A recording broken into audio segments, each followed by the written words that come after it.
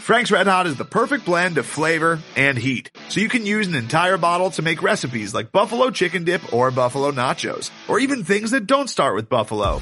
Frank's Red Hot. I put that on everything.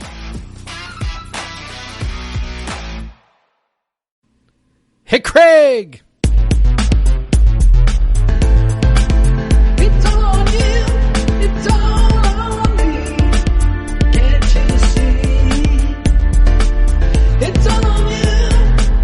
It's all on me. You and me.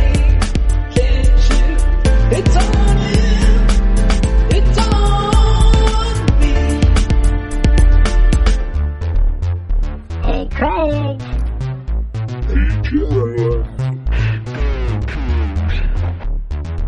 Right or wrong, we don't care. Win or lose, we don't care. We don't care. We don't care. We don't care. Hey, Jeff. Hello! So, well, you know, that bowl game wasn't so great.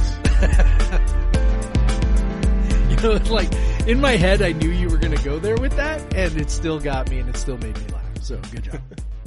So, yeah, the bowl game wasn't great. And here on episode 153 of Podcast versus Everyone, I'm Craig Powers. With me is Jeff Nusser. We will talk about that Sun Bowl, which once again was not in the sun. No. And how it was a pretty weird football game. And To put it mildly. And yeah, just did not go how you would. Maybe the score was roughly in the realm of where you may have expected it to be, you know, kind of close, whatever. A few plays made the difference, which is kind of what we were both expecting. Well, except for those of us who were expecting a shootout. Well, you know. Yeah. Well, you know, take the over. Don't take the over. Yeah. It was pretty close. If WSU would have scored on their final drive, I think they might have hit the That's over. true. But or it would have been close. I think it still would have been short. But anyways, but yeah, you know, 240 total yards for Wazoo, getting stomped in the first half, 21-0, doing absolutely nothing on offense for an entire half of football. Jaden DeLora going 9 of 19 for 45 yards in that first half. You know, definitely missing their top two running backs, definitely missing their right tackle, Abraham Lucas, who opted out of this game. Yeah, that's putting it charitably. I think, you know, obviously the defense giving up 21 points in the first half didn't look good, but one of those touchdowns was on a short extremely field. short field. Yeah. Yeah. So, or was it both of them were actually? Yes, both of them were. Because one was a punt return and one was a turnover. Right. So, and then of course their final game clinching field goal was on a short field as well. So a lot of points can be, because in the end, you know, you look at the defense. This is the type of defensive performance. If you ignore the points, or, you know, if you just look at what they gave up, that you would have thought would have resulted in a win. 315 total yards, only 4.4 yards per play. They held down that very good running back, Nichols, who looks like an NFL guy, to 4.3 yards per carry, which outside of that, he had a couple long runs. And then outside of that, like, really, they weren't able to sustain drives with him, really, which was very cool to see. The defense really played well. And, you know, they played well in the passing game. Their quarterback was 15 to 28, 170. That, you know, that's nothing to get excited about. But really, they were just the victims of circumstance. You know, they held Central Michigan to 2 of 4 in the red zone, but 2 of those red zone trips were because they started in the red zone. So yeah, it's tough. It's tough for the defense to put any fault on them in this, because really, given what they've done throughout the season, this was one of their better performances, and they were just, again, put in bad situations where, honestly, if they weren't put in those situations, we might have seen them give up something like 10 to 13 points or something. Yeah, considering the negative field position they were put in, like extremely negative field position they were put in a couple times. I mean, like, yes, would you love for them to turn one of those into a field goal? Of course you would. But I mean, that's, maybe that's not realistic, or at least, I mean, when a team's only got to go 10 yards to score a touchdown, I mean, yes, sometimes you won't give up a touchdown, but I would assume that more often than not, you end up giving up a touchdown. So I think, 24 points out of all of that, I think is like superior. I think that's fantastic. I think, let's see. So 24 points. Let's see how many drives. Central Michigan had 18 drives. Now, like, two of those were, we were expecting drives, like a 10 drive game. Right. So 2 of those drives were essentially non-drives. So really it's like 16 drives. Okay. So you'd give up 24 points in 16 drives. And especially when 2 of those drives started, essentially inside your red zone, to be giving up less than 2 points per drive is pretty damn good. So you love that. You love to see that. That was fantastic. I mean, against a team that had generally had very good success rates in early downs, their average third down distance to go was 8.3 yards. Well, and we mentioned on the preview that their offense had been blowing people up. Like they'd been averaging, I think, 30 points a game or 40 points a game over their last 4 or something like that. Something like that. It was a lot.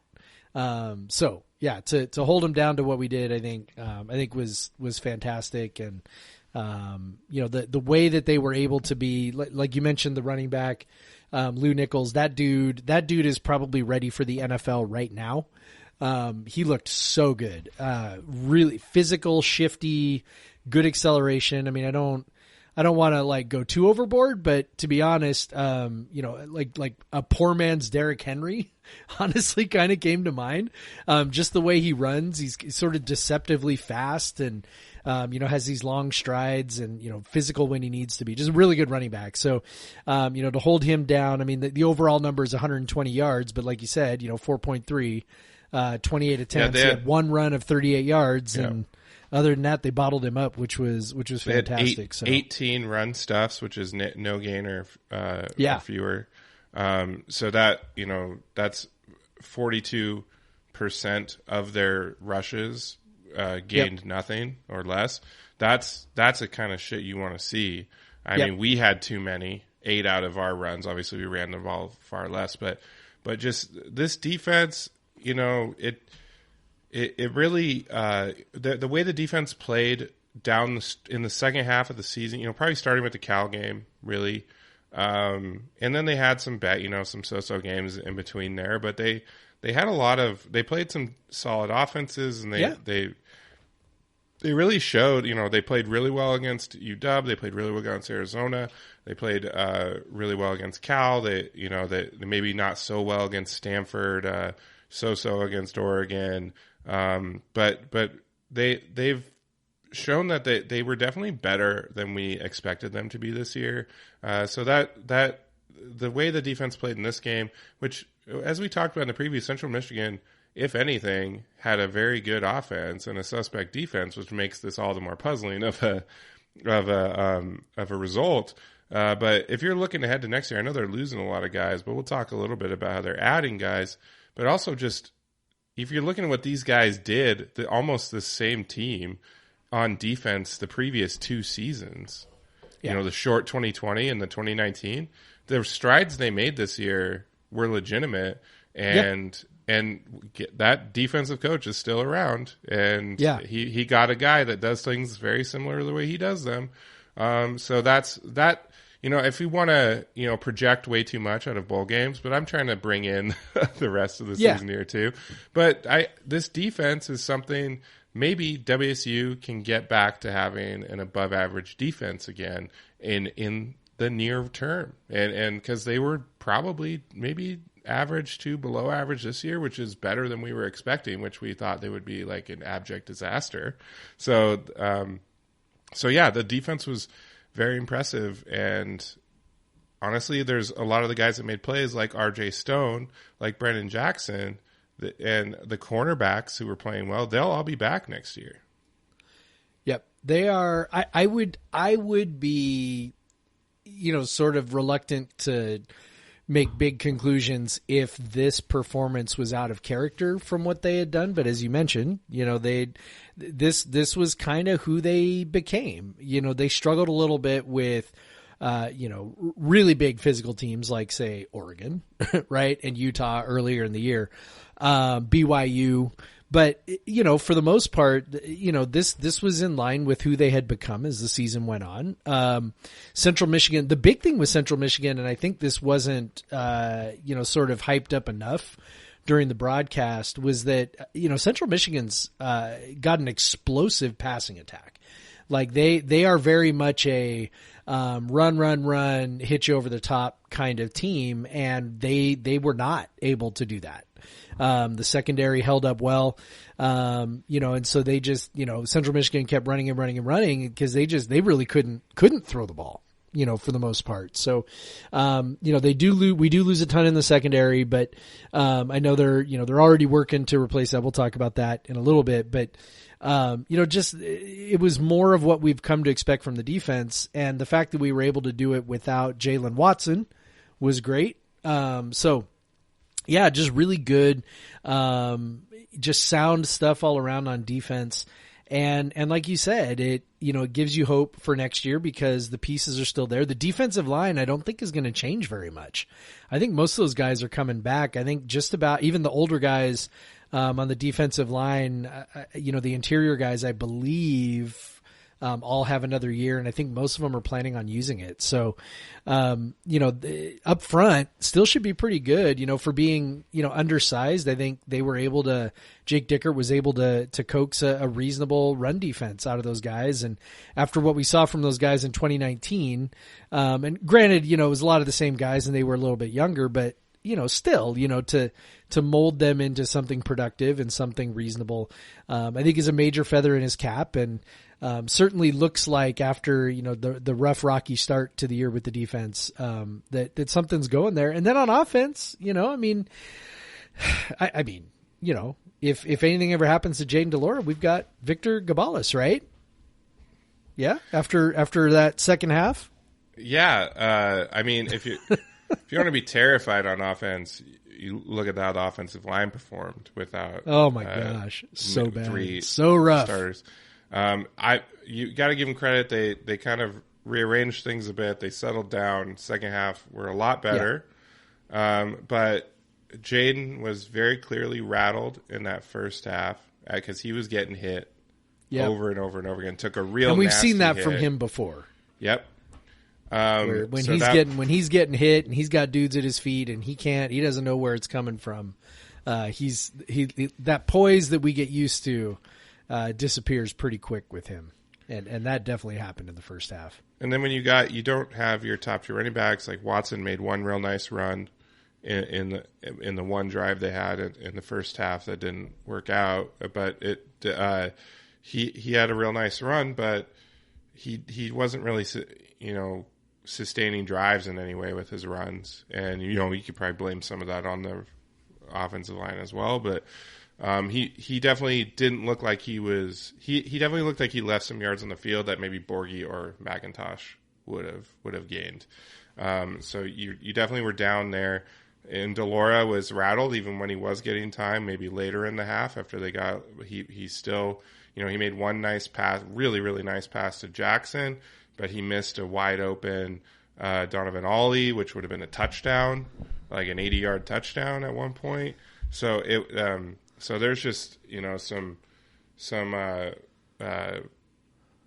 just frustrating things from that first half that put them in a huge hole. Obviously, because the offense did nothing. Like it was, I can't remember. Like WSU may have not had an offensive offensive half of football that bad since like Mike Leach's first season. Man, I don't even know if you could go back that. I mean, I think you'd have to probably go back farther than that, right? Yeah. Like you'd have to go back to like some Paul Wolf shit from maybe his first year. It was nasty. It was that, and that's why when we're talking about why we thought this was going to be more of a 9 or 10 or 11 possession game, and you get like 16 real possessions for Central Michigan, is because WSU was just going 3 and out, 3 and out, 3 and out, 3 and out, 3 and out. And Central Michigan often was too. And so you get, there was just so many possessions, even in that first quarter. Central Michigan got a couple field goals, but it was just like they weren't sustaining possession at all. Neither team was that much. But then, of course, Central Michigan gets a couple short fields off a punt return and off of a turnover, and they're just left with, they're able to build a 21-0 lead. But man, that first quarter, especially the play from the offensive line, particularly right tackle, was terrifying, and it felt like they couldn't get anything going. They were trying short passes. Central Michigan was swarming those. It was real rough outing. But yeah, and then Jaden, of course, decides he has taken enough hits at halftime. He was hurt. He's hurt, and he doesn't come back out for the second half. It was Victor Gabala's time, and honestly, that started out about as well as he thought it would. But he found his way into the game. He actually, that was probably about as good a game as I could expect from Gabales. He was inaccurate often. He missed some throws, but he made some really nice throws. Made some big plays. Throw to Lincoln Victor for the touchdown was really nice. He hit Ollie on a deep ball, which Ollie kind of fumbled and made into a really weird play. But when it should have been a long touchdown, but ended up not being. But hey, he led some touchdown drives. One was very short, but they scored on fourth down. He got kind of lucky. The ball slipped out of his hand and landed right in Stribling's arms. But yeah, he made some nice throws. He's got a bit of an arm, when he can get back there and get on his back foot and launch it. Some nice touch. Wasn't very consistent, but he threw it. I mean, he only played the second half and he threw the ball 23 times. So that's probably more than they ever expected Gabales to throw the ball, right? So, but he had to. They were down 21-0 at halftime. But it was, truthfully, that second half was really everything about what this team's been all season, which is extremely resilient. I think we had all written it off. You said they could make it interesting. But there's a feeling that they would make it interesting just because more of who they're playing, I think, than anything. But when Gabales came out in that second half, it was like, I don't know about this. I was like, never mind, just kidding. I mean, I had the feeling that they were waving the white flag almost, because there was no sense that the final Delora play of was the hurt. the final play of the first half. It's 3rd and 5, and they hand the ball off on an outside run, right? And their final offensive play, and then weirdly, Jim McElwain, who called timeout to get the ball back, they have almost a minute, and they don't even try to get in field goal range or anything. I think they wanted Pimpleton to try and get a return. I think that's what they were looking for. Was maybe they get a punt return because he was such an explosive player. So I think that's what they were going for, but still, it's like the decision to sit on it at the end of the first half looked very shaky in retrospect as the game was sort of coming down, and they really couldn't get anything going offensively in the second half. I remember when Gabales came out, I was like, well, I guess we're waving the white flag on this one. We're done, I guess. Cause there was no indication that Delora had been hurt. There was, it's not like he was laying on the turf or looked like he had been limping or anything else. And so when he didn't go back out there, it was just like, okay, well, I guess this is what we're doing now. It was, the game, so much of what happened on offense, particularly on the offensive line, I think is a good example for a lot of people who maybe kind of don't think about bowl games the same way that coaches do. Is a good reminder that coaches think of bowl games a little bit differently. A lot of times they use them as program builders. They use them as ways to develop guys, and clearly Christian Hilborn, the right tackle, God bless him, true freshman, was just way, way, way over his skis out there. And frankly, it looked like had, no business whatsoever being on that field. Just being beaten repeatedly, and not even we speculated, okay, maybe Rob Akey is going to bring, some exotic blitzes and things like that. And they did blitz, but, frankly, Hilborn was just getting beat like over and over and over again, just with speed rushing essentially by men. Right. So here's probably, I don't know, he's 19 probably, right? 18, 19-year-old kid, true freshman, out there, and he's getting, manhandled by a man. And it's not working. Right. And so, that was pretty clear evidence that, whatever they were trying to do with that offensive line, they were trying to do it with an eye toward next year. Because once they switched it around and moved Fafita out to right tackle and then put, Brock Dew, I don't know, at right guard, all of a sudden everything stabilized, right? Because right tackle was no longer a disaster, right guard was good enough, and, everything sort of stabilized, and that allowed, Gabales to have some time to throw the ball. So, I have a hard time believing that throughout all those practices, they didn't see that Hilborn might have some issues, because he was going up against Ron Stone and Brennan Jackson. So I would think that maybe you would have seen it.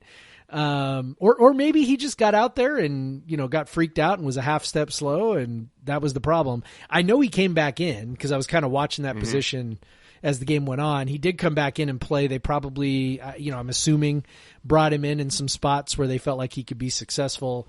So, again, trying to develop the guy, because leading into the game, Dickert was talking about the line going, hey, so we think that, Kingston's best position is left tackle. That's probably where he'll be next year. And we think, Fafita and, so just kind of Ngomness and and it just kind of was like, he kept talking about it in the context of next year.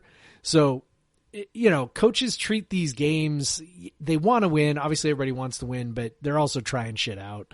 And, it didn't really work at right tackle. I'm glad they figured out, a brief solution. I assume this means that they'll be hunting for a tackle in the transfer portal. I think everybody else on the offensive line was okay. I don't think there was anything else going on that made you think that, there were any huge problems there. So, something to build on. And, they probably do need to add one more body, given that, Dickert was talking about, and this was something, by the way, we have never talked about, but apparently WSU has a backup tackle who is 6'11" and was a basketball player at Idaho and Oregon State before he came to play offensive line for us.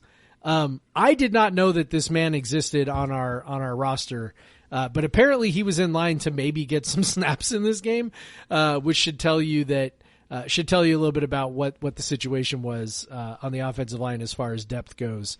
Once Liam and Abe left, and it's the same situation we're gonna have next year. So yeah, we're definitely gonna need to add a body there. And then just really quick on Nakia Watson, I was, how do I say this kindly, not super impressed, I guess is the way I would say it. Maybe that's offensive line issues. Maybe he does a little better with some better blocking up front, but just didn't seem like a real instinctive runner. Didn't, maybe a little tentative, not as physical as I would have thought for his size. Again, maybe that's all circumstance, but definitely makes me kind of think, I'm not sure what we're going to get next year, from that guy. So yeah, I don't know. Anyway, back to our 6'11" right tackle. Did you know this guy was on the roster? No, I did not. I did not know he was on the roster. I had to go look up his KenPom stats because I'm like, oh, I wonder what kind of basketball player he was. So I was, by the way, not good, but which is probably why he's an offensive tackle for us now. But I wanted to see him play. I wanted to see what it was like for somebody to throw behind a 6'11" tackle, but alas, he did not get into the game. His name's Jack Wilson, right? Jack Wilson, I think. Sure. Now I'm feeling dumb because I'm like, I can't remember the guy's name off the top of my head. So like the former MLB shortstop. Apparently. Yeah. Jack Wilson. I've forgotten about that guy, Craig. Thanks a lot. That was such a bad time in Mariners history. Jack Wilson. There we go. 6'11", 295. Yeah. How about that? Yeah, so it seems like I would have noticed him before. You would think so. Like, how did I not some guy notice that there was a blocking out the 6'11" sun, guy on the you know? roster? And how is this guy not in the middle of every punt block? Like I have Right. so many questions now. Yeah, so He was a 4-star recruit out of high school as a basketball player when he went to Oregon State. It's amazing. 6'11". Well, yeah. Anyway. But yeah, so obviously he didn't get in the game, but second half kind of started. It looked like it was just going to be the same with Victor Gabales at QB. They punted twice, and then they got into another 3rd and 7 on their third drive, and out of nowhere, 55 yards, catch and run to Lincoln Victor, and they get a little bit of fortune on a roughing the passer, and then the best QB in the entire game, Terrell Harris, comes in the Wildcat and scores. WSU finally scores a touchdown. How about that? And then this is how things go in football games. The very next play for Central Michigan, Travion Brown does something that you've been waiting for Travion Brown to do. Makes an incredible athletic play to intercept the ball and gives WSU the ball right back on the 23. And then again, we get that kind of janky ball slips out of Victor's hands on 4th down. Luckily lands right in Stribling. Suddenly it became a ball game. And then after that, WSU's defense played really well. And then we get to the fourth quarter. WSU, I'll say, I liked how Dickert was approaching 4th down in this game. But it maybe, circumstance kind of forced him to, but you could they could have punted on 4th and 1, and I would have been annoyed, but I would have understood, most coaches would do that because they're on their own 32. They went for it, and man, it sure looked like Nakia Watson got that yard. Oh, he did. They got fucked. Yeah. Come on, man. Like, he got there. It was really clear. Like, the ball's in his right arm, and he spins around, and he lands. His butt and his shoulders land beyond the line. Yeah. Which means that the football is clearly has to, even though this is what was pissing me off, because I assume that they didn't overturn it because they looked and went, well, we can't see where the football is. And it's like, well, like, no shit. Like, use your brain. Like, where else is it gonna be? Is it in the arm that you can see? No. Yeah. So it's in the arm that you can't see.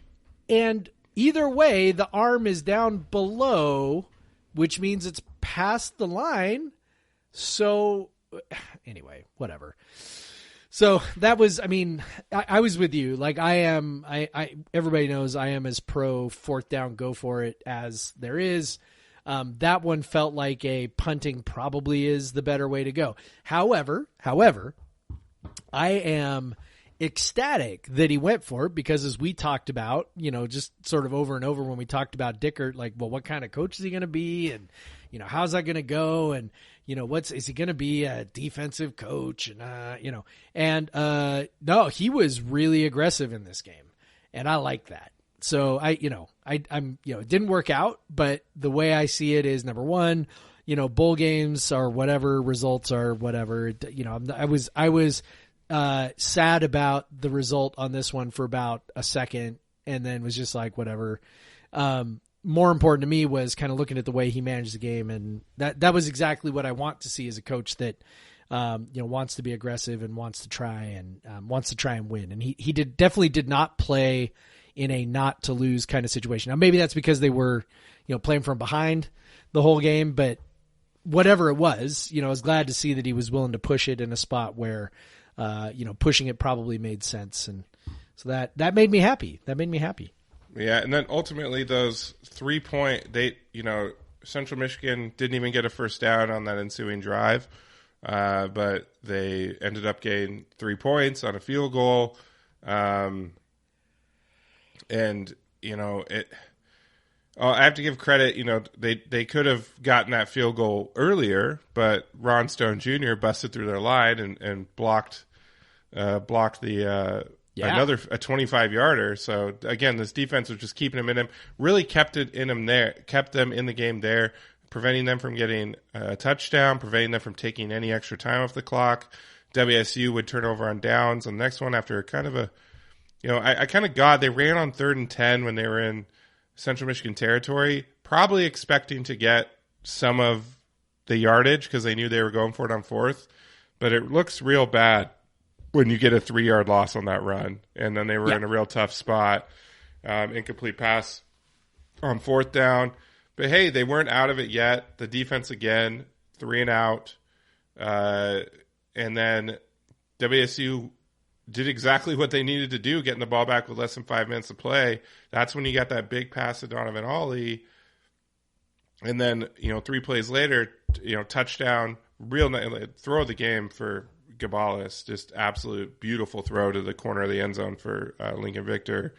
And suddenly, you know, 24-21, and then the defense does it again. They get the 3 and out against this beast of a running back, you know, and then they actually did so well in the first, you know, they got lucky with a delay of game. Thank you, Central Michigan, but they forced a 3 and out. And then, of course, the final drive, you know, you have all that. You're so excited. They get five yards on 1st down, looking good. But, you know, just I just don't get plays that are designed to get exactly as much yardage as you need. Yeah. Because you need everything to run perfectly to get that yardage. And Victor's throw was just a little bit off, and Hobart had to come back just a tiny bit. Hobart had to come back and twist his body to catch the ball, and that was it. He got 4.5 yards when he needed 5 yards, and I don't get, like, there was multiple receivers that just ran to the line and turned around. Yeah, like why that just just seems like bad technique. Yeah, just I don't like that. I don't like running a play. Like, I'd rather have you throw the ball on like a screen beyond the line with where the guy is in a good opportunity to run. Yeah. Because he's not in this game, in this type of play, you're basically you're expecting to get nothing after the catch, so you need the throw to be everything. Right. And you're asking your 4th string quarterback to make the perfect throw to the outer hash, like, you know, beyond the outer hash. That's tough. And, you know, he didn't make a terrible throw. He completed it, but, you know, any other down, it would have been fine. But this down, it needed to be right on the money. It wasn't a huge gap that he had, and he didn't get it. And I'm like you, I was bummed, but I flushed this pretty quick. It was such a weird game, just with all the guys that were out, the guys that were hurt throughout the game. You know, we didn't even mention Calvin. The reason Lincoln Victor had such a nice second half is because Calvin Jackson was out and he was playing for Calvin hurt his Jackson. ankle. Yeah, so yeah, I wasn't, you know, I was bummed. I would have loved to see him win because, you know, this team, I love this team, man. They fought their ass off this year. Yeah. And they fought their ass off in this game in the second half when they could have, you know, they had their 4th-string quarterback coming in. They lost their best receiver.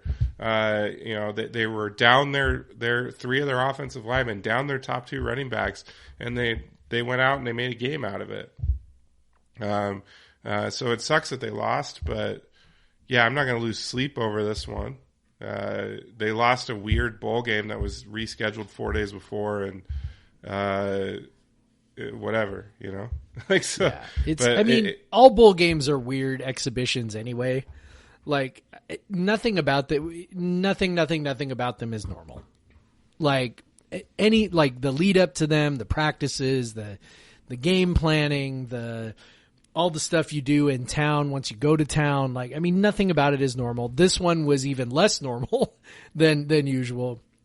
And so all of that together. There's no other game throughout the season where you have all these planned social events throughout the week, you know? Yeah. it's meant to be a celebration and, of what the team accomplished. And I mean, that's where bowl games originated, right? Like they were just sort of like, hey, you've had this good season, come out into this nice warm place and play a game against somebody. And that's really nice. And okay, great. So this is our reward. Somewhere along the line, the results of the bowl game became very, serious business for a lot of fans. And, I just think that everybody would, enjoy them more if they would look at the bowl game as what it is, which is just a weird, exhibition that is, that really just sort of stands alone and doesn't really carry a lot of meaning and doesn't really carry a lot of weight, other than whatever weight you are putting on it for narrative purposes. So people who are like bowl games matter.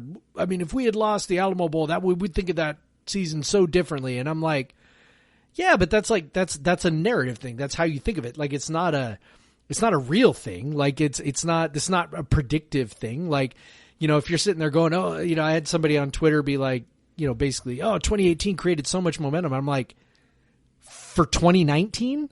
Like, you do remember what 2019 was like, right? Like, you remember that season? I remember that season. I remember wanting to tear out every last one of my hairs on my head, watching us, play defense and cough up leads and, stumble our way to a 6-6 record after winning, 11 games. Like, that's what I remember about that season. So, the bowl games are bowl games. They're weird. They're strange. They lend themselves to weird results. Especially when you got guys, opting out or not playing or hurt or whatever. You put all that stuff in there. You find out, the day of the game, basically that Deion McIntosh or day before the game, Deion McIntosh isn't going to play. It's just all these super weird things. So all of that to say, the sooner fans sort of recognize and embrace that and just approach bowl games as just these weird exhibitions that hopefully entertain you. Like really the only kind of bowl game that I can't stand or that make me mad are bowl games like the Holiday Bowl against Minnesota. Like that was or horrible. the Holiday Bowl against Michigan State. Well, that one too. The next year. Yeah, it's just like, don't get curb stomped, don't embarrass yourself, don't be boring. Like those are kind of my standards, right? So that first half was like, oh, gosh, this is terrible. But I also felt like, Central Michigan hadn't really done that much. They had a couple of field goals and a short field touchdown and another, it just was kind of like, if we stop giving them chances like that, maybe we can, climb back into this thing. And we did. And the game overall was entertaining. And, we had some hope at the end. And, I'm not embarrassed to lose to Central Michigan, and nobody's going to remember that, like, ever, that we lost to Central Michigan. Fans will remember it. And good for them, and they should. They should. They beat a Pac-12 team. This will be probably the biggest bowl game they ever play in. Probably, honestly. And so it was a big deal, and good for them. It was interesting to see a lot of players that I didn't know about, like Lou Nichols, what a player. Like Khalil Pimpleton, man, that guy's awesome. Yeah. He declared for the draft. For the draft. He's ready to go and try to do his thing. He's explosive. He's got a career as a returner in the NFL. Yeah, he's tiny. You can be a return specialist. Yep. So it was it was just like I didn't walk away from that game feeling sad or bad or anything. Like it was entertaining and it was fun and bummer we lost, but maybe if Jaden DeLora plays the rest of the game, maybe we win. Maybe we lose by more. I don't know, but it was cool. I like my friends, Marty and Corey were in. They were just in Bend with a couple people for New Year's, and they FaceTimed me at some point in the game, and then at the end of the game, like they very clearly were wanting to, they were in like a little bit of party mood. They're like, let's take a shot for the comeback,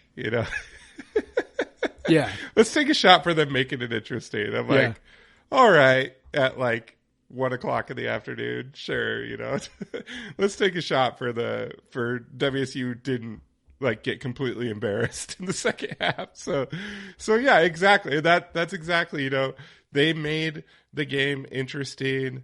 They, as far as I'm concerned, they did me proud, man. This team, they have some guts. They've gotten punched in the mouth a lot this year. They've come back from it a lot. It would have been really nice to see them get a touchdown at the end. It would far more storybook. It would have been much better for that narrative, Jeff. But we didn't get that narrative. We didn't get the 4th-string climbing quarterback coming in and leading the comeback. He almost did. But again, when the game's that close, it comes down to a half yard on a couple different plays, a half yard on that play, and a mythical half yard on that drive 2 drives earlier. Otherwise, the game might have looked a lot different. But yeah, it is what it is. Like it if they win. Don't take it nearly as hard as I do regular season games when they lose, and that's where I'm at. I'm glad they did not get absolutely embarrassed. I'm glad that second half turned around, because I would have been irritated if it was like a 28-0 or something. But, sure. But we got some moments, and got to be entertained or whatever. We got to entertain the randos watching college football in the morning or the mid-afternoon, depending on where you live.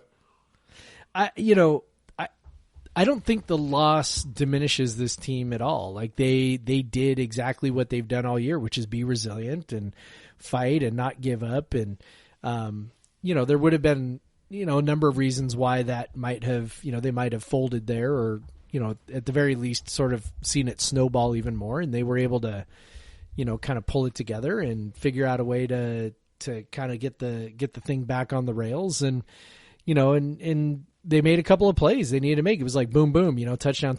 And all of a sudden it was like, oh, wow. Okay. Here we go. We're there.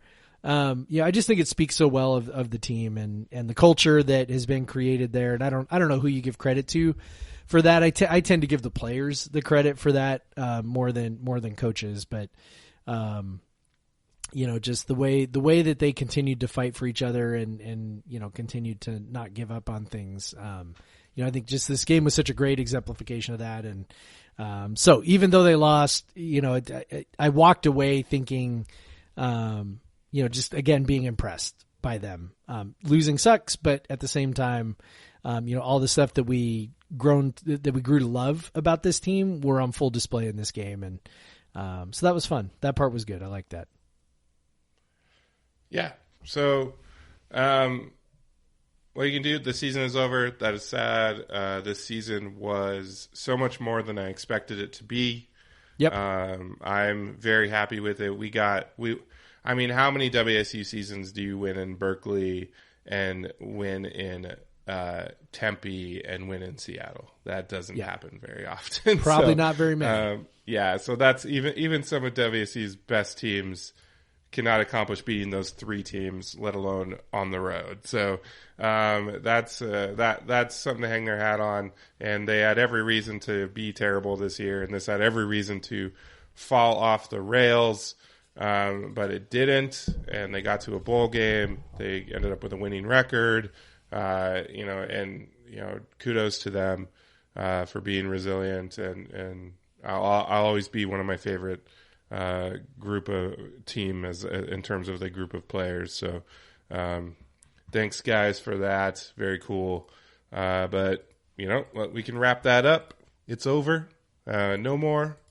And now, Jeff, maybe we can take a break, and then we'll get back. We'll talk about some of this, some of already the off-season movements, some of the new coaching hires, more hot transfer portal action for WSU. We'll talk about that, plus the hoops teams when we come back from break.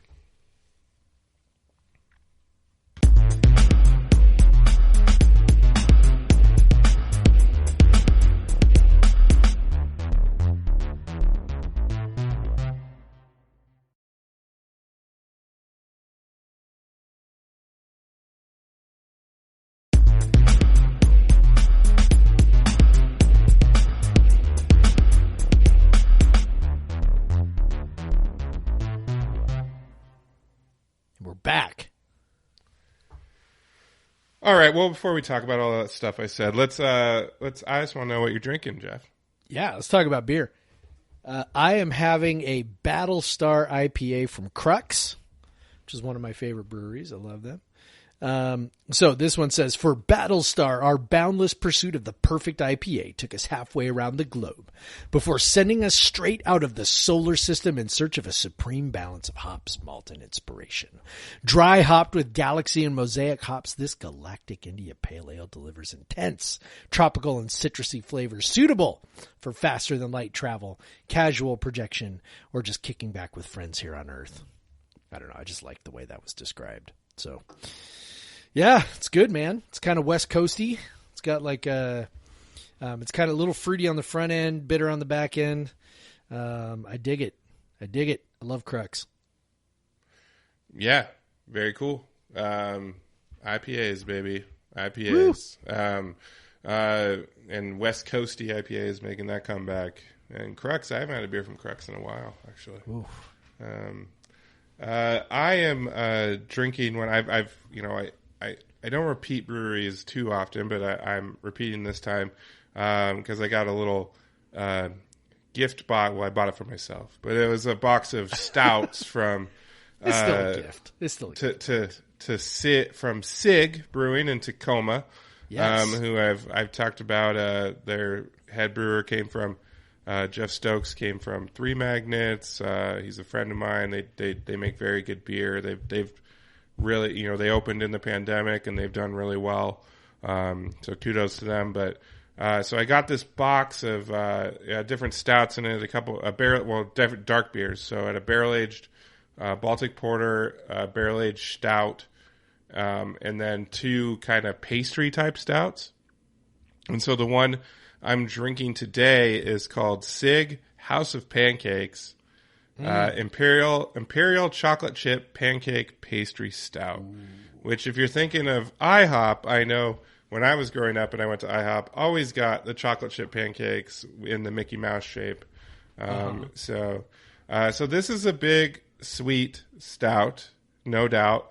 Not, Jeff, I think you've had the Great Notion. What is it? Double stack. Not Yes. quite as mapley as that, but still quite a lot of maple. Right. A lot of chocolate. Definitely get the. They've done an interesting thing. They've kind of built. There's this kind of, you get this taste of like the kind of caramelization, the kind of char you get on a pancake, the toastiness of it. So you get kind of that. So that's pretty well done. I will say this beer, I'm drinking a whole entire 16-ounce can of it at 13.5%. Probably best served in a smaller portion. It is a lot. Good to share with a friend. On. A lot to take on, not just from an alcohol perspective, but just it's very sweet. It's very. Yeah, I was gonna big. say, I imagine the flavors get to be a little much before too long. Yeah, and definitely they change a bit. Like I got more maple early. I'm definitely getting more of the kind of like pancake and chocolate chip as it goes on. But yeah, it's tasty. If I was splitting it with like two other people, I'd probably be a little bit happier because it's a hefty beast. Plus, it's kind of unwieldy as that big of a stout, and it's not barrel aged or anything, not aged on any sort of oak, so it's not really reined in at all. It's just kind of everything and very sugary, and so it's a nice dessert stout for sure, or a breakfast stout, I guess, if you want to have it for breakfast. Wow. If you just want to get, would have been good to have for a Sun Bowl, probably. Yeah. Well, if I wanted to, stay awake for the Sun Bowl, probably not. The reason I did the Sig beers, because what I did have during the Sun Bowl was when I went to Sig to pick up this dark beer pack, they actually had a beer on draft called Palouse Pride, which is made in the grain that they get is from a Link Malt, who is a Spokane-based malt company, and they get a lot of their grain that they turn into malted grain for beer from the Palouse. And Nice. And I know Jeff, when he worked at Three Magnets, had Jeff Stokes, not you, Jeff, worked at Three Magnets. He also had a beer.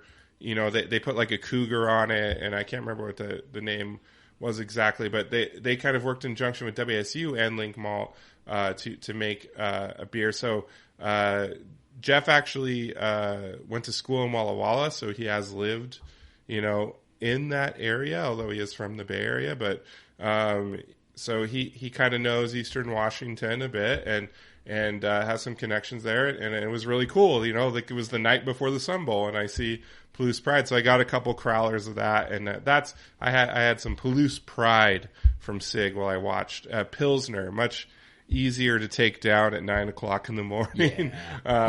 So that's what I went with, and that's why I had another Sig beer today, so I could talk about that beer, which is a very tasty Pilsner made with all Washington ingredients, including malted grain from the Palouse. So very cool. If you in the Spokane area, highly recommend going to check that beer out. And you get to have a beer made in part from the Palouse, so that's very cool. And then, of course, hops come from Yakima very regularly, so it's a lot easier for Washington breweries to make all Washington beers as long as they can just get the malt, the malted grain. Then they're set because they probably already get all their hops from Washington. So, yep. But yeah, so that's what we're drinking. But Jeff, now I kind of wanted to get into some of the coaching staff additions and also some of the transfer portal additions that the football team has had as they try to build back and keep this bowl thing going. Yeah, I'm not going to pretend to know a whole ton about the coaching staff additions. I'm certainly not super well versed in the finer points of who's a good assistant coach and who's not, and so I'm not going to go too deep into that, but I do know that we've talked about some of the flaws that we saw in Nick Rolovich's staff. We drew a little bit of a parallel to Paul Wolf's initial staff, and just kind of feeling like the guys who were on the staff may have been in over their heads a little bit, not a lot of Power 5 experience or connections when it came to recruiting or anything like that. And so those were the things that sort of concerned us about their staff at the time. Some of that I think proved to be true with, in particular the offense, with basically all the Hawaii guys, coming over on the offense, and, a couple of Hawaii guys coming over on the defense as well. So, it was kind of like, this is problematic. This staff does not look like that, right? Like we've hired Eric Morris to be the offensive coordinator. It's a guy who was, the offensive coordinator at Texas Tech. Now that was under Cliff Kingsbury, which means that, Cliff was really the offensive coordinator. You're not, it's not quite the same, if you're working under him, but still, lots of Power 5 experience there. Eric Morris was, of course, with us for a year.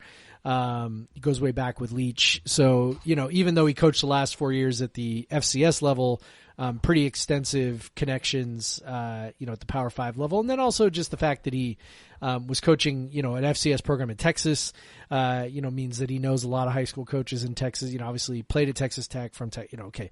So there's that. Clay McGuire comes back, offensive lineman. We know what he can do, what he can recruit.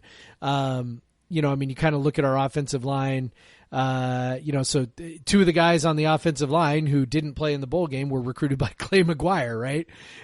Abe Lucas and Liam Ryan both were recruited by McGuire. So, and there's kind of a gap right now on the offensive line between, those guys and then some real young guys, and typically where we would expect those kind of junior seniors to be. There was kind of a gap there. Mason Miller, whether you want to call it bad luck or maybe just wasn't that great of a recruiter, whatever it was, there's a hole in there for the years that Mason Miller was our offensive line coach. So feel good about getting McGuire back. The running backs coach, I think it's Atuwaya, I think is how it's pronounced.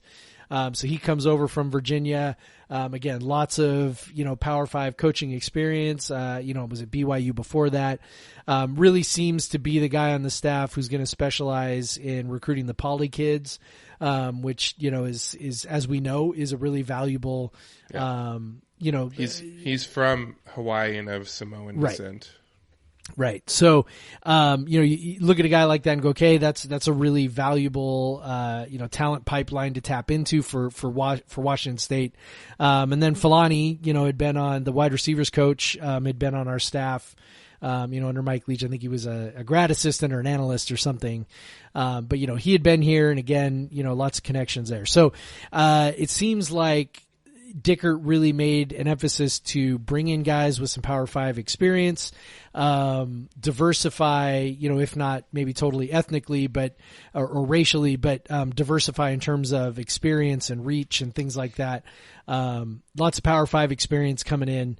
All the things that I would want to see from the staff. So, like I said, I'm not going to pretend that I know that any one of these hires is a great hire, but I think taken in the whole, you look at this staff and go, yeah, this is the kind of staff that I see a guy like Jake Dickert, needing to succeed. If I was like, hey, this is the kind of staff I want to put together, this is it. So that makes me feel good. So, you're missing the headline here. So the biggest thing that came of these hires was Mark Atuea and his family putting out a surprisingly amazing rap video, welcoming themselves to Pullman. And then we find out his wife is the former lead singer when she was a teenager of the 80s band The Jets, and known as Elizabeth Wolfgram at that time. And so the lead singer of the Jets now lives in Pullman with her husband and their 7 children, who we saw, I think, many of in that video. So yeah, that's pretty crazy. I don't know how many assistant coaches' wives at WSU have ever had their own Wikipedia page. But Elizabeth Atuea has her own Wikipedia page. It's under Elizabeth Wolfgram, of course, but very interesting stuff. So at least from a musical perspective, WSU got a bump. I think the LDS Church has some musical talent headed its way in Pullman. So there may be some, their choir may be getting a bump there, so pretty interesting stuff. And that video truly, I expected it to be really cringy, but it was actually well done. Not cringy. How did that happen? How do you do that sort of video and not be cringy? I don't know. I don't know either. It's you just have to be genuinely talented. And I think that's what it is. That family is genuinely talented, and that was really fun. And I hope we get more, because that was pretty fun. I agree. Yeah, that was funny. Did you know, by the way, that the Jets' original name was Quasar, named after the television Very cool. at the time? And then every member of the Jets, they are siblings. Mm-hmm. They're all siblings, all of them. So all 8 of them. I did not know that. Yeah, how about I did not know that either. I just learned that while you were talking. So yeah, that's pretty great. That's pretty cool. Yeah, I have nothing to complain about with this staff. And people who listen to the show, that I was extremely skeptical about Jake Dickert and the hire, and just man, can't we do better than this? And at this point, I can't really find fault with anything that he's done. Not that I'm trying to find fault with it, but it's I tried to be even-handed in my assessments. He's brought back guys that, have been at WSU. Yep. That were with a successful staff at WSU. He brought in a guy to run a pass-heavy style of offense that WSU has been successful with before. He brought in a guy to run a defense that is similar to his, but also similar in style to what they've done before. He's brought in guys like Clay McGuire, like you talked about, that have already had success. And then he brings in a guy that can tap in to, the Polynesian recruits. And that's something that WSU has always had when they were successful. Yep. So, all around, there seems to be a lot of thought put into this staff. Yep. And he's got his 2 Wyoming guys that he brought over, but it was only 2. Yeah, he didn't load up the staff with those guys. Yeah, and one is just his chief of staff, and so that's an important guy to have that you trust. And then his defensive tackles coach is also his associate head coach. So he brought in the guys that are kind of close, working most closely with him, are guys that he knows. And then he just went out and found, talented people and people that have been successful, people who have worked in Power 5. And that's great. And like you said, it's not what we expected when we hired him. We were a bit worried it'd be just another kind of like Rolo's staff, where it's just a bunch of group of 5 guys, but it wasn't. And because he's a guy who really only had G5 experience before this. Yeah. But he's figured out a way to reach outside that zone, which not a lot of coaches are able to do. So pretty great.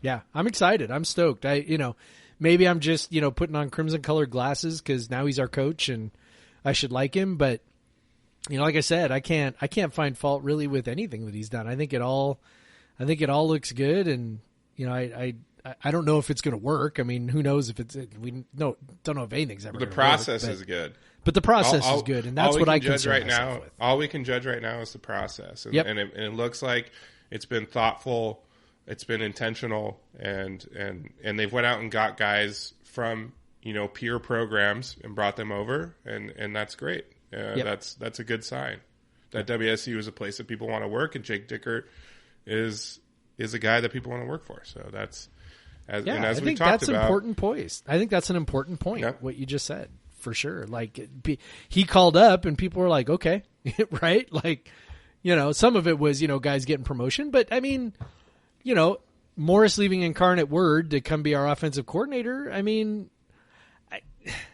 I'm not going to say that being an offensive coordinator at Washington State's not a step up. I mean, it is a step up, but if you're doing what he's doing, maybe you stick it out for another year and maybe you got another job. I mean, just, there are chances that he could have gotten maybe a bigger job than this one had he, hung around for another year, in San Antonio. And so it's like, you feel like, okay, he was able to convince him to come, and, Clay McGuire comes, and I don't know, like I think it says something about Dickert that he was able to, like you said, that people were taking his phone calls and were willing to come. They were, on some level they believe in what he's trying to do. So, that's a pretty good sign.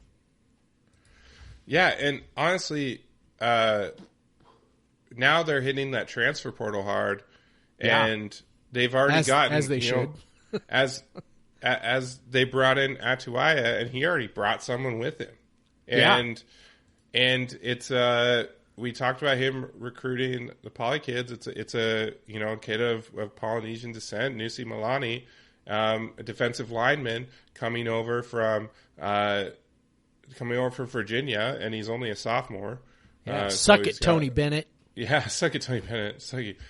Big guy, 6'6", 275. He may just be depth. That where he's playing, we already got a couple guys, but. I mean, he's kind of a defensive tackle too, so they probably will try to slot him in there. But it's also like that's a nice guy to bring in. And then they brought in they're bringing in guys from Nevada. Obviously, he's not on the 247 page yet, but they brought in a safety from Nevada to go along with Dion Henley, the linebacker, and I can't. Here we go. The safety's name. Jordan Lee. So, they're bringing safety was a position that they were looking at needing to bring in someone, and probably would have been better to have someone experienced, and they went out and got one. And Jordan Lee seems like a guy that creates turnovers and is a bit of a ball hawk, so probably fits in really well with what WSU wants to do. If you're taking the top couple of guys off any Mountain West team, you're probably doing great. Like, you're probably making your defense better. Or at the very least, adding guys that definitely can play for you. You wouldn't want probably the whole defense, but if you're taking the top 2 or 3 guys, those guys, I'm sure, can play at the Power 5 level. So, I feel great about this. We definitely need in the secondary with Lee. as far as Milani goes, I'm not sure if he's going to be slated to play that much this year. I am curious to see what they want him to do with his body. At 6'6", 275, that's actually pretty lean. For a guy like for example, for sure, if we think of, I want to say Dallas Hobbs is about, 6'6", 6'7", something like that. But, maybe like 285, 290, I think is where he's at. And when you look at him, he doesn't look like, he's obviously a big guy. I don't want to like make it sound like he's not. But he doesn't look like a big, thick defensive tackle. Yes. That kind of round body that you expect. Right. He's a pretty lean guy for that size because he's so tall. This guy's the same. Like when I've seen highlights of him, he doesn't look that big, and a lot of that is the fact that he's so tall. So, I am really curious what they try to do with him, if they try to pump him up a little bit, or if they try to keep him that size and use his quickness. It's going to be interesting, but a real nice piece. Looks like he has the frame to add some more weight. Could go 285, 290. I think without too much trouble. Really interesting piece there. WSU recruited him when he was in high school. He chose Virginia over Wazoo, and I think I want to say Arizona. We've wanted him for a couple of years, and now we got him again, and so that should be fun. I think they're doing the right thing, as we kind of expected that they would with the portal. We just kind of, when we looked at how many guys or how few guys they signed on signing day, we thought, okay, well they're probably going to hit the portal. Well, we already got 3 guys coming in via transfer. So, and in good spots. Yep. You're talking the middle of the defensive line, and then all 3 levels, right? All 3 levels, yeah. And we'll see what else. I don't think they're done. They just put that staff together. Like that staff is they're not done. Is fresh. They're still going to be out looking guys. They may still be going after high school guys too. Gotta find a tight end. Yeah. Are there any tight ends in the transfer portal? Yeah, if they're gonna run an offense with a tight end, they only got that one freshman coming in. So that's gonna be rough. That's a lot to put on him.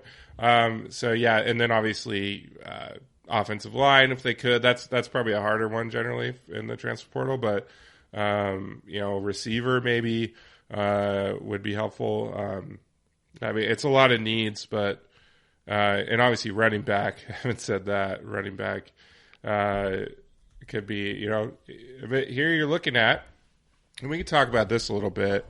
I know you wanted to talk about it a little bit, the transfer portal and kind of what its impact is having. And not just the transfer portal, but the fact that guys can have that one-time transfer of playing immediately, which takes away probably the biggest disincentive of transferring before, is that you'd have to sit out an entire year before you could play again. But now we know all these guys are going to play right away because they can transfer once and play immediately.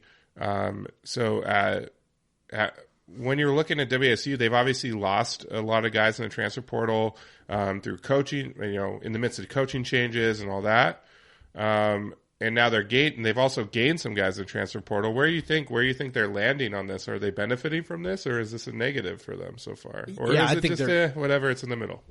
I think they're benefiting. I mean, who have we lost where you think, oh wow, that's a guy we invest, so by the way, this is the way like a lot of fans look at it, right? Like they're like, well, we invest in a guy and develop him and then he just leaves, right? So like that's the fans' perspective on, kind of how all this, is when they get mad about a guy transferring or whatever. I can't really think of anybody who left who up transferred. Can you? Like I'm struggling to think of anybody. Tay Martin probably is the only one who went to a better situation for sure. And he left, basically because of COVID, right? Like he didn't know if there was going to be a season. So he went ahead and transferred and went to a Big 12 program that he knew was going to have a season, right? So he goes ahead and goes. Other than him... Yeah, we know that shirt that coach was wearing. He was going to play games. Yeah. I mean, we're not losing guys on up transfers to, USC or Alabama or whatever it is that people, were afraid was going to happen. And instead, we're able to, pick up some guys that, for example, the 2 Nevada kids, Like, okay, so they're coming up. Well, for them, they want an opportunity to play at, essentially, quote unquote, the highest level, right? I mean, obviously, Washington State's, not competing for, college football playoff or anything, but I mean, it's a Power 5. You get, we've got Wisconsin on the schedule next year. We've got USC. We've got, Oregon. I mean, you've got a chance to play these big time programs if you come to Washington State that you don't get, if you're at Nevada, right? So they want a chance to test themselves against the best players, and so they go ahead and do that. And I think Washington State's in an excellent position to take advantage of that. I think programs like Wazoo, Oregon State, Arizona, maybe even Utah. I don't know. Utah may be sort of a little above that at this point. But, programs like that, I think, have an opportunity. Plus, you've got programs in the conference that won't take transfers, right? So Cal's not taking transfers really, and Stanford's not taking transfers really. And, I guess USC's taking transfers now. But, it's like, these are programs that, would normally be competition for you with high school kids that are not competition for you with transfer kids. So I think overall it's a net positive. I mean, and this, by the way, is all just setting aside, just philosophically, you and I knowing and believing that this is good for kids. So, and I say kids, I mean, they're adults, but you know what I mean? It's good for them. Yeah. So I'm happy that it's good for them. So that makes me happy. But just from a Wazoo perspective, I think ultimately it's a net positive. Most of the guys that we've lost have down transferred. They've gone to, programs, at a lower level. So, I think in all WSU comes out ahead. Fans like to point to, single examples of things, but, I mean, at this point you can't even really point to a single example of a guy transferring and having it be, other than Tay Martin, having it be a serious loss. And Tay Martin was, that was a special circumstance. I'm sure it will happen.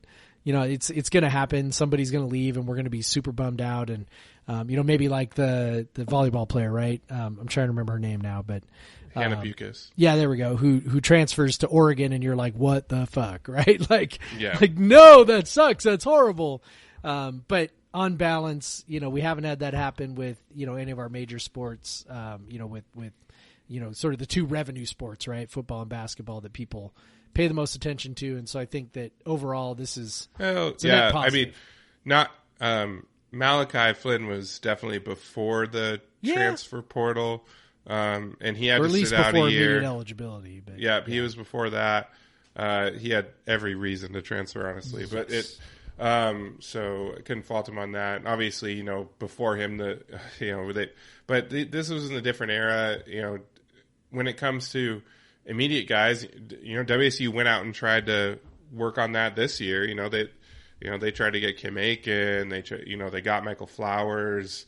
I'm sure they'll be looking to add guys this time around in basketball. Yep. So, you mentioned basketball. Let's talk basketball. They haven't played in what seems like, the men's team.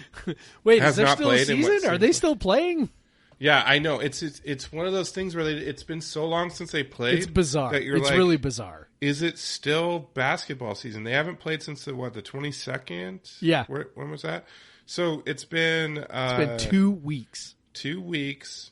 They were supposed to play UW, fucking COVID, which very quickly after that and other cancellations, the Pac-12, who must listen to our podcast, Jeff, George Klavikoff must listen to our podcast. The very next day, they kind of altered the protocols, and now you're not testing kids just for the sake of testing them. Not testing unsymptomatic players and stuff like that. So we'll take some credit. Obviously, George, thank you for listening. Yep. And making real policy change just overnight after that morning you were listening. You're like, oh, I better change this. So, thank you, man, for listening. I appreciate that. If you want to talk about other ideas we have, hit us up. But anyway, so. Obviously, that did not come because of us, but you can't prove it. You can't prove that it didn't. But anyway, so they have a little bit better, more common sense protocols now. So I'm hoping that leads to less cancelizations when it's a team full of healthy guys and one sick guy, and you cancel the game because someone was around someone for 10 minutes or whatever. So hopefully they kind of take a more common sense approach to that. And we don't see as many cancellations. As Kyle Smith said today, they had 2 guys that were sick for the UW game, but just because of contact tracing and all that, they ended up having to cancel it. But they did clear protocols for their trip to Colorado and then Utah. So hopefully we will see the men's basketball team play this weekend, which has historically been the worst goddamn road trip on the schedule. Yep. The mountain road trip, which features how do we get to that? Home court ratings. Here we go. Features the number 1 rated home court advantage on KenPom in Colorado, and then the number 9 rated home court advantage, of course, on KenPom in Utah, which is also the 5th highest elevation in Colorado of any arena, and then the 10th highest at Utah, which obviously is part of their home court advantage. When you look at all these, the top 9 elevation, you got elevation Colorado, Texas Tech, Air Force, New Mexico, Utah, like lots and lots of elevation there. Yeah. But yeah, so not, especially it doesn't seem like a fun trip when you had to take some days off and then go play at elevation.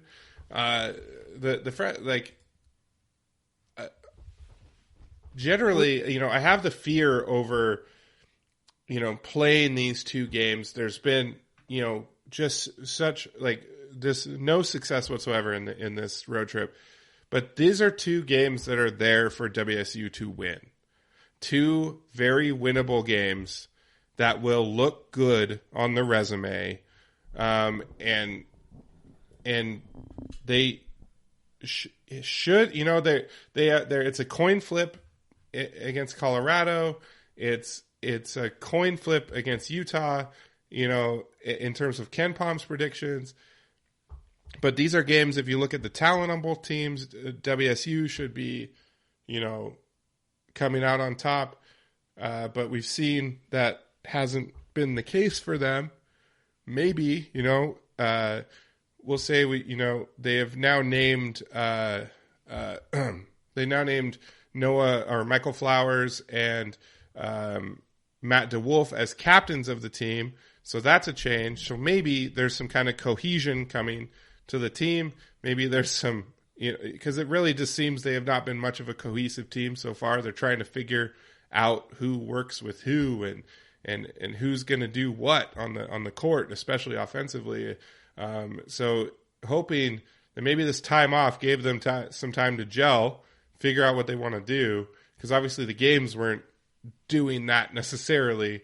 So hopefully we can maybe move forward. Maybe there'll be a little bit of a different team coming off the long break, and hopefully not too gassed, so they can play at this elevation. Because these are 2 games, Colorado and Utah, that WSU could win. They have the team that can beat these teams. It's just this has been so there's such hard places to play, and that's where you kind of throw your hands up and you go, I don't know. If there's anything that I am legitimately concerned about, it's conditioning. Because when you go on pause, right, you're not practicing. So they haven't played a game in 2 weeks. They're not for some part of that time, we're not practicing at all. I don't know how much. I don't know how long they've been practicing.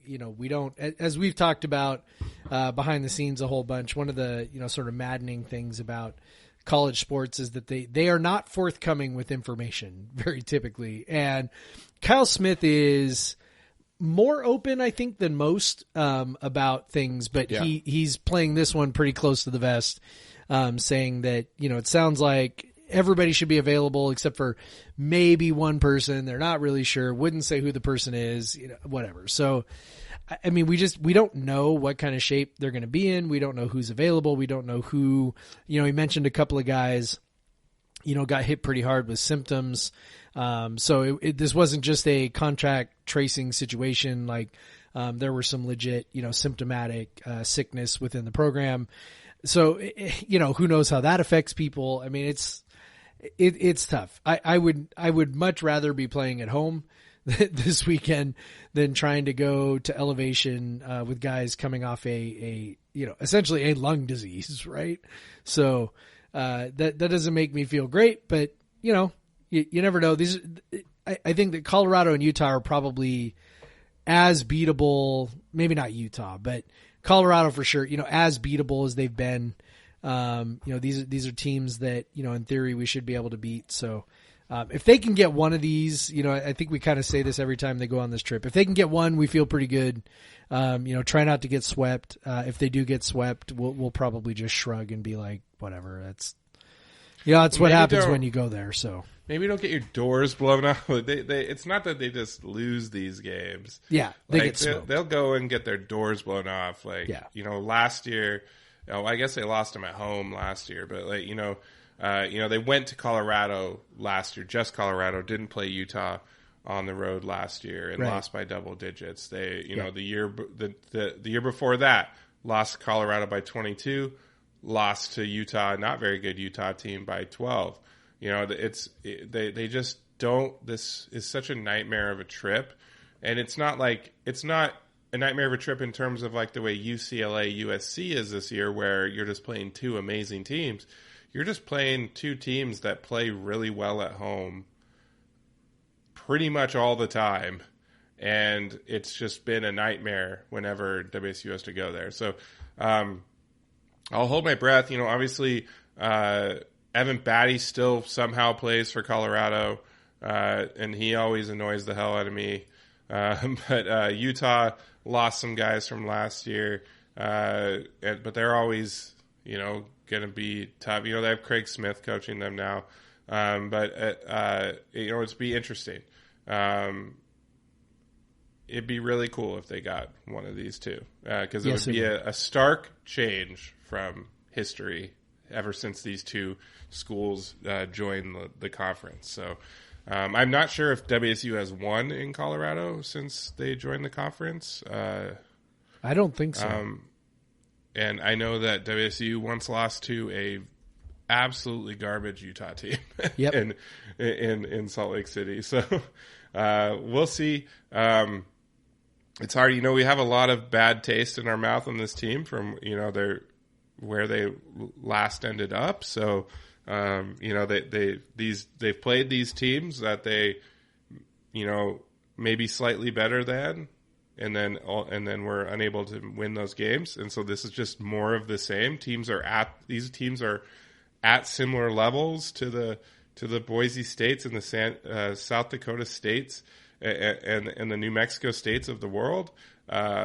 But you're not at home this time, so we'll see if they've grown a bit in this time off. But again, like you said, Jeff, they might just be gassed. We might see a lot of guys play, which has been the case all year. But we'll see. I'd like to give you better previews, but with this, Utah defensively isn't very good. Colorado is, a decent both ends. They're probably better offensively. Jabari Parker is very good. So it'll be interesting to see how they match up. I hope they play. I want to watch this team again. It feels like it's just been so long since we got to see them play. And I hope that all the guys are doing well and healthy, and that's important. But I'm excited. Yeah. And then on the women's team, they kind of did what was expected this past weekend. They host the Bay Area schools. Cal, as expected, is awful, and WSU beat them up, by 69-42, easy win. But nice. The real bummer was, nice, Sorry, a real nice win. Nice. For Wazoo in that game. We like to see it. We love to see it. Charlize did her thing, 20 points again, and but then the big bad wolf Stanford came into town And they started out so well. They had a lead. They were close after the first quarter. They were close, but then Stanford just went on some runs. It's how they always do it. They go on a big run, and then they go on another big run, and then they go on another big run. So it was, and then it ends up being, a score that looks like a lot of the other scores between WSU and Stanford. And of course, WSU has still never beaten Stanford. And that's got to be frustrating for them. But again, it wasn't close. I will say one encouraging thing is Charlize, her shooting percentage, she still struggled shooting whatever, but she was able to get into the offense a lot better than last time they played Stanford. So I think that shows some growth on her part. She couldn't even get shots off last time they played Stanford. Yeah. And this time she was getting shots. She actually had a real nice first half. And so that was a bit different. So maybe Charlize is going to be a tougher player to shut down in Pac-12 play. So that's good to see. But otherwise, it's just a whip-in, that they typically get from Stanford, which sucks. And because you'd really like to see that streak end of just never having beaten them. Women's basketball, the talent of the top teams is just so different from the talent of even like bubble-ish type teams or teams that, would be like, I mean, heck, I'll even go so far as to say, like, your very top teams, your top 1, 2, 3, 4-ish teams, there's a huge difference between like 1, 2, 3, 4, and then like 5, 6, 7, 8, 9, 10. Like men's basketball, you can have that as well, but it's not the same. Like women's basketball is just so different in terms of like the very top teams are just on such a different level. And when you watch Stanford play, it's kind of the same deal. I was encouraged by the fact that they were in the spurts in which Bella Murikatete could play without fouling. She definitely had an influence on the game. She really is truly, a potential difference maker. When she was in early, that's when they were able to play well early on. She was affecting shots around the rim. She was making life difficult for Stanford trying to finish. And then she got some real nice post looks. She didn't finish them all, but got some real nice post looks. And then, of course, as she got in foul trouble, and was off the floor, we just didn't have the we just don't have another player on the roster with the same kind of length and quickness that she has. And then you look at Stanford, they've got 4 players like that. So it makes life real challenging and real difficult. And I think Cammie was probably pretty disappointed at the end because it probably did feel like they had a chance to maybe do some things, and then it all really fell apart there in the third quarter. But I think the gap maybe I don't know. I mean, did you watch the game? Like, it feels like even though the result was still pretty lopsided, it feels like the gap between the two of them maybe isn't quite as significant as it was. Yeah, it didn't feel like it was. It was annoying watching Stanford pull away because it was just. It didn't feel like the same inevitability that it always felt. Yeah.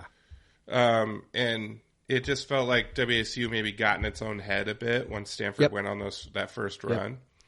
And, well, it was hard. I mean, Stanford was making they went on a stretch where they were making every three. And that's when you make 6 of 7 or 6 of 8 threes, that's a tough thing to deal with against a team. When you look at the possibilities of what each player can do, Stanford has a lot of players that could just go on a run like that. Right. So all players who would be the best player on just about any team in the country, and they're all playing on the same team. Yeah. So, but yeah, I mean, WSU has rarely even started out a game like that against them.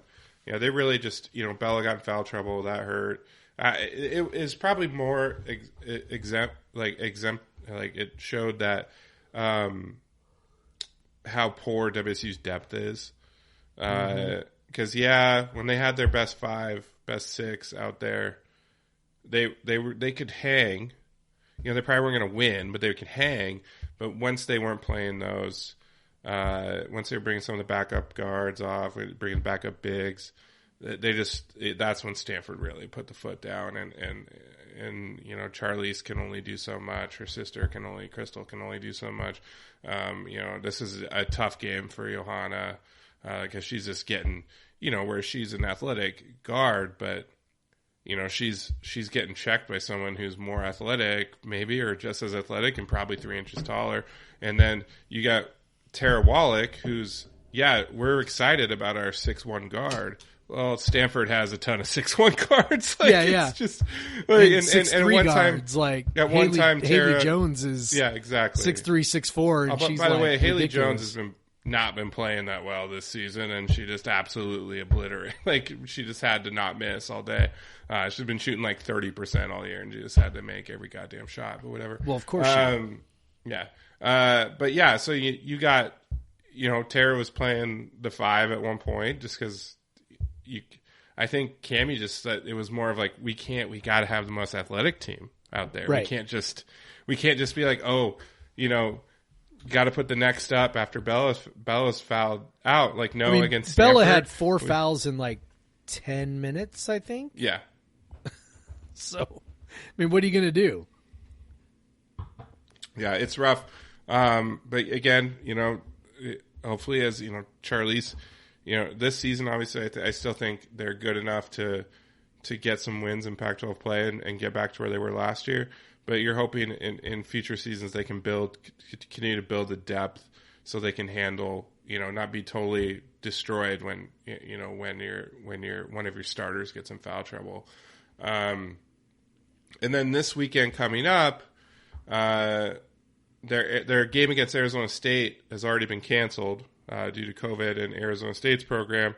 And the real bummer of that, because Arizona State was a winnable game on the road, which could have been a really kind of resume boost for WSU. Now they could reschedule that, and they still get to play at another date. But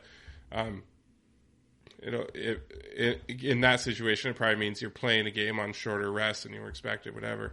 So hopefully they'll still get to play it because that's a nice opportunity. Arizona on the road. Arizona's been very good.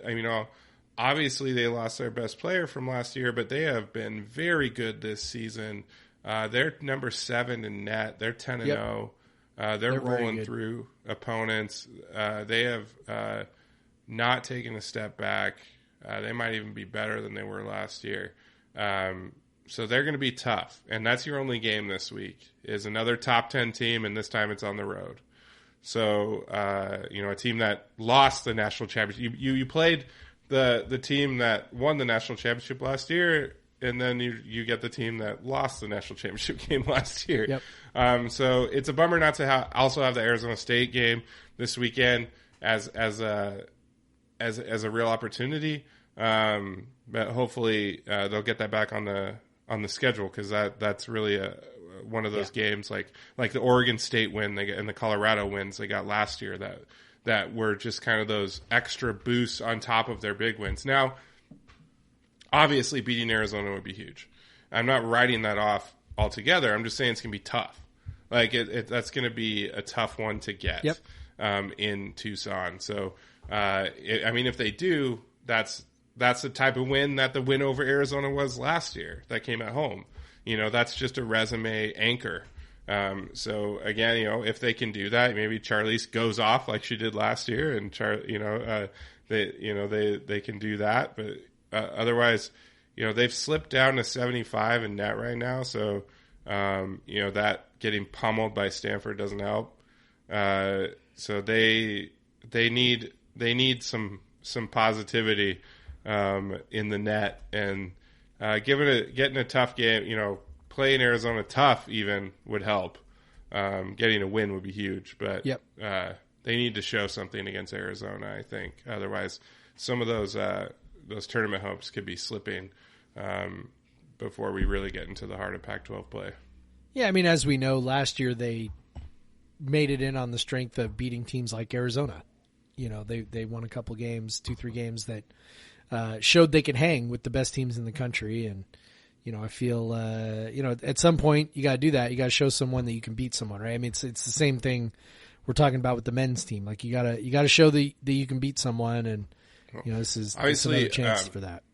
They have the one thing that at least they got going for them. They have a top 40 road, you know, over Gonzaga, win in the non-conference. That's something the men's team cannot have. That does not have. Yes, that's true. So, but again, like you said, if you get a top 10, top 15 win, like that's worth double in the eyes of the committee. That's how you get in with a 12-12 record last year, is because, yeah, you beat some solid teams, some bubble and tournament teams on the road, but you also got to win over UCLA and you got to win over Arizona, and those are worth double. Those are worth huge. That's how you end up as an 8 seed versus what a lot of us thought maybe they were barely in, and they were, well, I guess a 9 seed. They were a 9 seed, and we thought they were barely in. It turns out they were pretty solidly in. Yeah, these obviously that makes this an opportunity, but it's also a super tough game. So hopefully, you know, they can go out and win. That one's on Friday night. Yeah. The one that was against ASU was canceled, was on Sunday. So they'll be flying home early from Arizona. But yeah, so I guess, you know, we talked football, we talked both the hoops teams. I don't got else to talk about. Something I really wanted to say today is, Jeff, as you remember, we had the host of the Flagrant podcast, friend of our friend Emma, yes. Our friend Sierra Smith, known as Sierra Mountains on Twitter. So I would like to help forward a campaign. So right now, you know, Sierra would really like to have, you know, she does social media for Flagrant, does an excellent job. If you follow Flagrant's social media, she's great. She's very funny as a host of the podcast, just has a great sense of humor, really understands social media. So right now, her favorite WNBA team, where she lives in Chicago, the Chicago Sky, are hiring a social media coordinator. So what I would love for you to do, you listening, is to go on Twitter and Instagram, whatever. I don't know what Sierra's handle is on Instagram, but on Twitter, her handle is @Sierra Mountains, CIARA Mountains. Go ahead and go on Twitter @the Chicago Sky and tell them for their social media coordinator position, they should hire Sierra Mountains, @Sierra Mountains. Okay. I would love for you to do that if you're listening. Let's build this, you know, let's get Sierra. Sierra apparently, she's already worked for them in the retail shop. She loves them. Biggest fan of Chicago Sky. Also a very talented social media person. Really looking for that first big social media gig. This would be great for her. I looked at the pay. I honestly, if you're looking for anyone other than a recent college graduate, you should be paying more. You're saying 2 to 3's experience. You're $35,000 a year. Are you fucking kidding me in Chicago? But anyways, I mean, if you look at some of the salaries for WNBA players, you can understand that maybe a little bit more. Yeah. But anyways, Sierra, this is a perfect job for her. It would be so cool if she got it. And let's let everyone know that we believe she should get it. So go on @Sierra Mountains, @Chicago Sky. Tell them that you want them to hire Sierra Mountains as their social media coordinator. Let's help make this happen. Anyway, so that was my one plug for today. Other than you know, you can follow can follow me @the Craig Powers. You can follow Jeff @Pod versus Everyone on Twitter. You can email us podcastvseveryone@gmail.com. If you have questions, comments, we haven't got an email in a long time. We got to So send us an email. So nothing else to plug. So go Cougs. Go Cougs. Cougs, Craig. Black Lives Matter. Black Lives Matter. Get vaccinated, y'all. Get boosted.